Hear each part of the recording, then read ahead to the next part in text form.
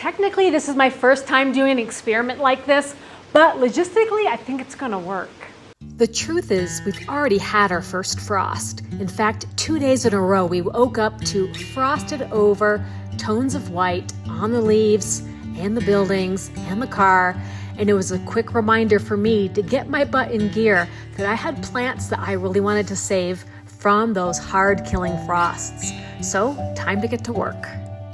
So while these wildflower annuals are beautiful in their heyday, after summer's gone, it takes them all the way until July to look like this again.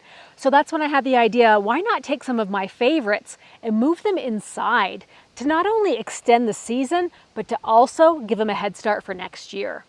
But I'm not going to use these wildflowers. I have a different plan. There's still lingering pops of color and flowers on the retaining wall from the wildflower seed mix I planted, but the ground is aggravatingly rocky. I don't want to waste my energy trying to dig these up and transplant them into the garden dome when I could just get more seed mix and plant those in the dome early next spring for a head start. My other idea was to nurture some tender annuals through the winter. So I had rescued 5 dozen half-dead flowering plants from the hardware store clearance sale, and I planted them in the dome about 2 weeks ago. Let me show you how they're doing now. And behind me, there's a lot of yellow on the mountain. It literally could snow any day now. So my plan is to bring a lot of outside, inside, into the garden dome and see if we can overwinter flowers and annuals. So behold, over 5 dozen different annuals here. Stuff you recognize like petunias, geraniums, and snapdragons. And these were all flowers that were looking pretty sad when I first purchased them. But they're definitely getting a second life here in the dome. I've definitely made it a habit to scoop up some of those season enders. And I love how this Veronica Speedwell looks. There's a lot of bright color still in here. And aren't these wow factor? Check out the wow factor here. Osteospermum, that is wow. Just what a nice flower that is.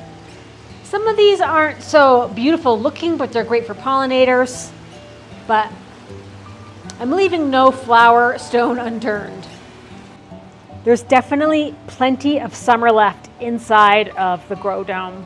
It's really important for me to have flowers year-round so that I can use them in my artwork. I dry them and wax them into collage pieces and sell them at art shows. So I love the idea of using the garden dome as a way to extend summer and the flower growing season, as well as getting an early start to the spring blooms so I don't have to wait till July to get more. And we're still seeing sunflowers blooming in here as well. Here's what this sunflower looks like when it's waxed into my artwork. And here's another version of the sunflower art made on rustic barnwood. Which style do you prefer? Now, this one is a cone flower, which never really gets a chance to bloom before the first frost. So I moved it inside this year to see if I can finally get some coneflower blooms. I don't even know all of the names of the flowers that I picked up on the clearance sale, but I don't care, you know, give them a chance, give them a second life. So, like I said, it's a big experiment. I'm definitely hoping to extend by at least a couple of months the blooming for the flowers by moving them inside the garden dome.